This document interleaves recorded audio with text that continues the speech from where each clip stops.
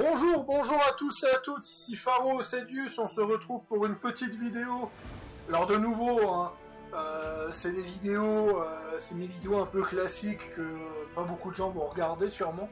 Mais c'est pas grave, comme ça je vous permets de vous donner un rapide avis avant que je parte souper et ce genre de choses. Ça fait plusieurs jours que je joue à Pathfinder et ce genre de choses. Selon Steam, j'ai combien d'heures J'ai passé une vingtaine d'heures, donc tranquillement, j'ai fini le DLC. J'ai fini le DLC officiellement, et il force est de reconnaître que je sens que Allcat veut faire des efforts. On sent que Baldur's Gate 3 au niveau de la mise en scène est passé par là, et je ressens vraiment que Allcat veut faire des efforts au niveau de la mise en scène, ce qui pour moi est vraiment très bien. Pour moi, je trouve que c'est excellent qu'ils veulent faire des efforts là-dessus. Ça ne peut être que bénéfique pour la sortie de Rogue Trader, même si à 2-3 mois de la sortie, il ne va pas avoir beaucoup de changements, ainsi que d'un éventuel Pathfinder 3, parce que je prie de tout cœur qu'on ait un Pathfinder 3. Je peux vous parler vite fait de la campagne. Donc la campagne qui s'appelle The Lord of Nothing, le Seigneur de Ria. Et en fait, au final, on a l'impression que le Seigneur est vraiment à chier, que le nom est vraiment à chier, mais on comprend le principe à la toute fin de la campagne. C'est vraiment très très intéressant comme titre. Je trouve qu'ils ont fait un très bon travail sur ce DLC. Le DLC est à peu près 2 fois plus long que l'ancien DLC. L'ancien DLC, donc il s'appelait Throne in the Ash, il avait à peu près 2-3 heures de durée de vie, et vous pouvez aller jusqu'à 4. Là, on est plus à 5-6.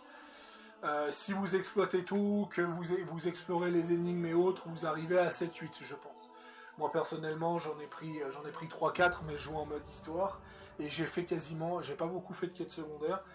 Il faudra que je me réinvestisse. J'ai malheureusement de la peine à avoir un mood Pathfinder, parce que j'ai atteint les 700 heures de jeu, et j'avoue que je l'ai beaucoup trop bouffé, je l'ai beaucoup trop fait. Et vu que Pathfinder, même s'il a un très très bon gameplay pour un 5 RPG, eh ben, il est quand même un peu vieillissant par rapport à Baldur's Gate 3 notamment, justement. Donc ce qui fait que j'ai quand même un petit peu de peine. J'ai quand même un petit peu de peine et ce genre de choses. Mais scénaristiquement, il n'y a pas photo, c'est du Allcat, c'est du grand génie. Allcat doit faire partie de mes studios préférés en termes d'écriture, parce qu'ils ont encore prouvé qu'ils savaient faire une masterclass et ce genre de choses. Malheureusement, il y a plusieurs fins dans ce DLC, et j'ai pas eu une fin qui s'est bien terminée malheureusement, et j'ai failli pleurer. J'ai failli lâcher les larmes parce que ça m'a attristé. Ça m'a attristé justement des conséquences que j'ai dû faire. Voilà, c'est des choses qui arrivent. C'est en tout cas, je le répète, un excellent DLC.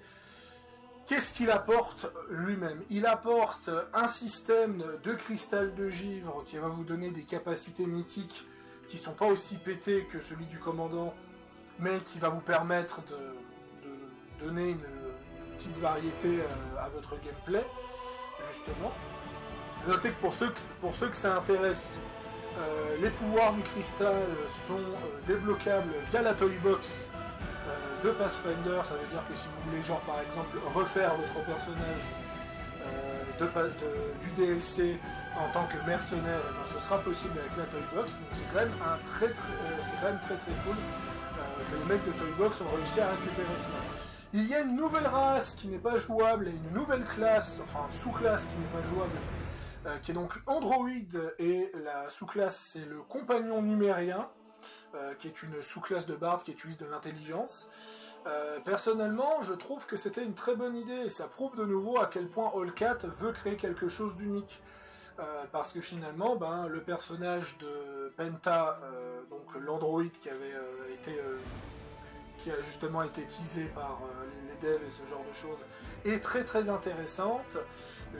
Malheureusement, je ne l'ai peut-être pas assez parlé, j'ai peut-être raté des passages avec elle et autres, mais je trouve que On a vraiment tout ce côté innocence de l'androïde qui a de la peine à comprendre les humains, je trouve que c'est très très intéressant. Et le fait qu'ils se sont fait chier à faire une sous-classe pour un petit DLC comme ça, je trouve que c'est très cool. Ça veut dire que si on a un Pathfinder 3, on pourrait peut-être s'attendre à ce que oui, on ne peut pas respécialiser les personnages, c'était quelque chose qui avait été critiqué, on ne peut pas respécialiser à fond les personnages de compagnons, mais peut-être leur donner justement des classes uniques pour les rendre intéressants. C'est ce qui fait justement que Ulbrig est ultra intéressant, surtout qu'il a une évolution via sa quête de compagnon. Et en plus de ça, il y a Penta qui est intéressante parce que elle se joue très différemment d'un barde, et j'avais beaucoup aimé le personnage par rapport à cela. Le DLC apporte 12 nouveaux sorts aussi, des sorts que je n'ai pas trop pu utiliser mais qui m'ont l'air quand même relativement intéressants. Il rajoute des nouvelles capacités mythiques qui vont clairement changer la donne, comme par exemple le fait que vos guerriers en armure lourde puissent dans la force au lieu de la dextérité, ça peut être très très intéressant. Et la dernière nouveauté, et pas des moindres, si ça ne crache pas, nous avons énormément de sous-classes. Nous avons donc 15 sous-classes, commencer par le réanimateur, qui est tout simplement un alchimiste qui voit ses bombes nerfées, mais qui voit son cumul de dégâts augmenter au fur et à mesure qu'il tue des ennemis durant un combat, ce qui fait que par exemple durant la bataille de l'auberge, il va sacrément briller.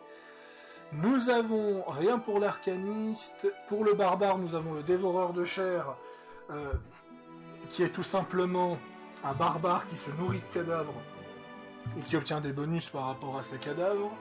Pour le barde, nous n'avons rien pour le moment. Le chaman, il me semble que c'est prophète de la pestilence, la nouvelle classe, qui est donc basée sur le debuff, ce genre de choses. Et malheureusement, j'ai beau avoir passé 20 heures sur Pathfinder, j'ai pas pu tout exploiter au niveau des classes. Pour ce qui est du chasseur, il y a le bourreau en tandem. Le bourreau en tandem, tout simplement, c'est un chasseur avec des capacités de tueur. Pour ce qui est du chevalier, nous avons donc le chevalier fantôme pour avoir une monture mort-vivante et des capacités par rapport à cela. Pour ce qui est du cinétiste, il n'y a pas de changement, mis à part le cinétiste du sang qui a eu ses effets retravaillés. Le druide maintenant possède l'enfant de l'hiver, qui est un druide uniquement spé-givre, avec des créations de givre et ce genre de choses qui est très thématique avec Lord of the Notting, justement. L'ensorceleur se retrouve avec le géomancien. Donc de nouveau, sort augmenté, mais il perd des capacités métamagiques. Le guerrier n'a pas de nouveauté, l'inquisiteur n'a pas de nouveauté. Le magicien se retrouve avec une dinguerie, le lanceur des ombres. Le lanceur des ombres qui fait qu'il aura le droit à des sorts exclusifs au niveau de la magie des ombres, mais surtout il aura le droit à la capacité esprit umbral au niveau 10, qui fait que s'il monte jusqu'au niveau 18, il va gagner jusqu'à un maximum de 5 d'intelligence. Ce qui fait qu'en termes d'intelligence brute, il va être énorme, sans parler qu'au niveau 20, il peut justement lancer des malus de force sur l'adversaire. Et ce genre de choses. Donc clairement, je pense qu'il y a un combo à faire. Il y a peut-être un combo à faire avec le démon lanceur des ombres. Justement, je pense que vous pouvez peut-être faire un mage ultra puissant. Et de nouveau, un magicien liche, je pense que ce sera toujours viable. Pour ce qui est du magus, je crois que le danse sort m'a l'air d'être unique. Je suis plus trop sûr. Je suis plus trop sûr de cela. Le métagarou, je m'étais renseigné, c'est simple, c'est qu'en fait vous vous transformez en loup-garou et vous avez des capacités lycanthropiques. Franchement, je sais pas trop ce que ça donne. Il faudrait voir dans sa globalité. Le moine n'apporte rien. L'oracle doublement maudit pour avoir des spells supplémentaires, des sorts relativement intéressants. Le fait que tu as le droit à des nouvelles révélations, à plusieurs révélations. Mais une deuxième malédiction qui te donne que des malus par contre. Donc il faut savoir gérer cela. Le paladin arrive avec le croisé tourmenté, justement. Malheureusement, je ne sais pas ce que ça fait, et en me renseignant sur internet, pour le moment, j'ai pas trouvé beaucoup de gens qui en parlent. Le prêtre c'est séparatiste, et donc si j'ai bien compris, il a le droit à un second domaine. Et le second domaine, il est un peu moins efficace. Voilà, c'est plus ou moins ce que j'ai compris. Voilà. Prêtre, non. Rôdeur, ça m'a pas l'air. Rôdeur, il m'a l'air d'avoir des trucs en plus.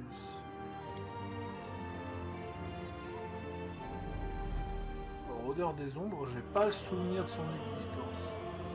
C'est possible. Sangai, il y a la guenaude inachevée pour justement, ça mélange un barbare avec des capacités de guenaude. Le Scald n'a rien de nouveau de souvenir. La sorcière possède la guenaude de Girona, où vous invoquez directement une guenaude. C'est littéralement, vous faites un pacte avec une guenaude, hein, donc c'est... de toute façon, sorcière, il me semble que sorcière dans Donjons et Dragons, c'est l'équivalent de l'occultiste. Donc voilà, ça m'a l'air assez intéressant. Je ne crois pas que le tueur a de nouveauté. Alors malheureusement, c'est ça. Le problème, c'est que Baldur's Gate, enfin Pathfinder, possède 15 sous-classes, ce qui est énorme, ce qui est absolument énorme pour un DLC et autres. Si vous voulez une comparaison avec Baldur's Gate 3, Baldur's Gate 3 propose 3 sous-classes par classe, sauf le prêtre et le mage qui sont un peu spécifiques. Et ça vous fait un calcul, vu qu'il y a 12 classes pour 3 sous-classes à peu près, à part les exceptions, c'est un petit peu comme si l'Ariane sortait littéralement un DLC qui doublait le taux de sous-classe de leur jeu. Vu qu'on fait justement le calcul rapide, il y a à peu près une trentaine de sous-classes. Avec le mage et le prêtre, on est à 40 et autres. Donc ouais, quart, plus proche du quart, carrément un quart qui est rajouté, c'est vraiment énorme. Et franchement, rien que pour ça en fait, rien que pour les sorts, rien que pour les 15 sous-classes, rien que pour les rajouts mythiques, je sais pas si les rajouts mythiques ont été apportés gratuitement, ça j'en sais rien. Et ça vaut le coup en fait, ça vaut largement le coup, et on est sur l'un des DLC les plus rentables de All 4 pour ça. Pour ce qui est du scénario, alors, vous incarnez le réfugié de Kenabres, du DLC Throne in the Ash, et après avoir sauvé tout le monde, vous avez donc le fameux choix de sauver Sendri ou pas à la fin. D'ailleurs, c'est ce qui va justement impacter le DLC. Si vous refusez de sauver Sendri, le DLC se termine, vos personnages s'en sortent, mais par contre, il va falloir assumer justement que la grande menace du DLC, vous allez devoir l'affronter à son plein potentiel dans la campagne de base.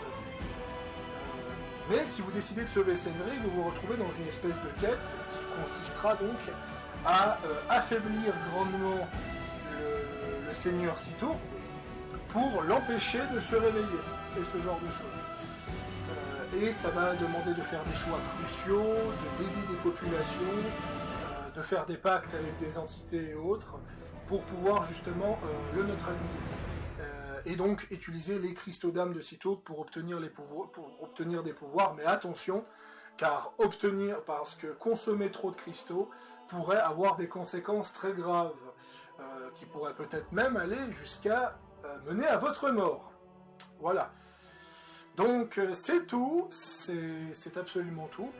A noter que quand vous terminez le DLC, quand vous sauvez la reine à la toute fin de Pathfinder, ou que vous ne la sauvez pas, question de choix, et ce genre de choses, vous allez être contacté par les survivants du groupe, ou la totalité du groupe si vous avez bien joué au DLC, qui va vous avertir que Sitoud est en train de se libérer, et qu'il faut donc le neutraliser. Et là, je peux vous garantir, nous sommes sur le combat de Pathfinder le plus incroyable que j'ai vu dans ce jeu. Il y a des phases de combat différentes, il y a des mises en scène, il y a des mises en scène qui sont assez impressionnantes et ce genre de choses. Et Sitoud est ultra impressionnant à affronter en tant qu'antagoniste et ce genre de choses.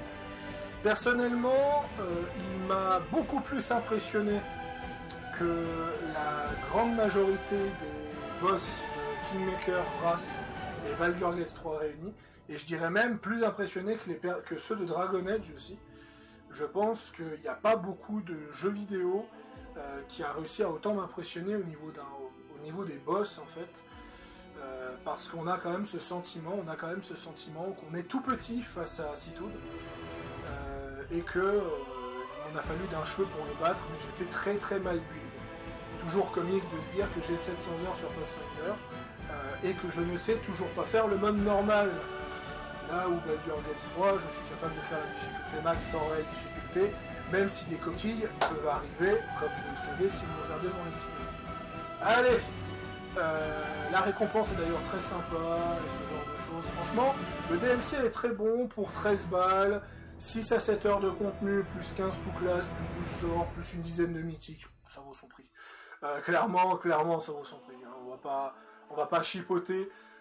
Je pense que lui et le DLC d'Ulbrig, parce que le DLC d'Ulbrig rajoute une vingtaine de nouveaux items, ainsi qu'une dizaine de sorts, je dirais que, mais par contre l'intrigue d'Ulbrig en faisant toutes les quêtes secondaires, vous en avez pour 10 heures, enfin voire presque 15, donc je dirais quand même que les deux se valent. Lequel vaut mieux que l'autre, je dirais que c'est Lord of the Notting, parce qu'il y a 15 sous-classes.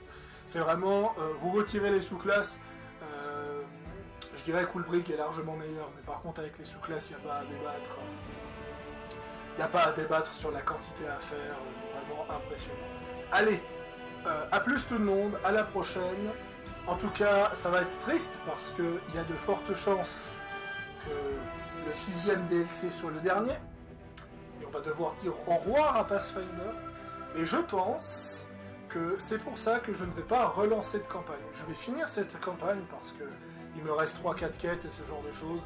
Je pense que ce soir ou demain, ce sera terminé. Et je vais passer à autre chose. Je pense pas que je vais me forcer à rejouer une campagne, j'ai pas le mood pour ça. Mais il y a une chose qui est sûre, c'est que quand le prochain DLC va sortir, je vais recommencer Pathfinder pour ma campagne ultime. Vraiment ma campagne ultime et ce genre de choses. Et terminer définitivement cette intrigue qui m'empêche de m'avoir beaucoup touché. Donc j'ai hâte vraiment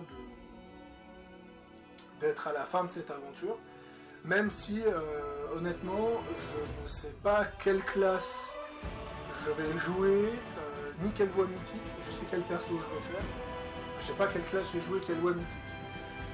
Ça va être une grande curiosité de ce que je vais faire. Voilà. Sur ce, à plus tout le monde.